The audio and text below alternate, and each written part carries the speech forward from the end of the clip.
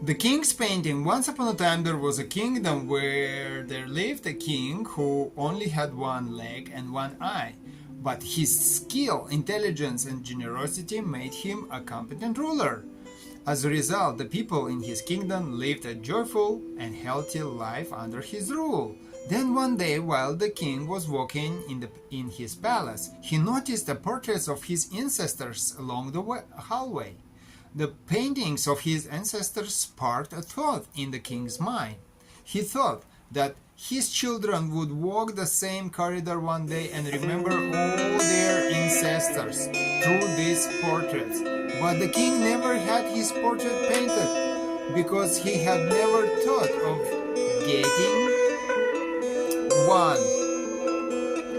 No one had ever suggested he get one painted because they were unsure how it would turn out due to his physical abnormalities. The king wanted a portrait of him because he wished his younger generation to remember him when they see his portrait. So the king sent an invitation to all the painters from across the kingdom to his court. He announced that he wanted a beautiful portrait made of himself that would be placed in the palace. So any painter who wants to paint his pictures should come forward. The painter will be rewarded based on how good the painting will turn out. The painter started to panic and thought about making the king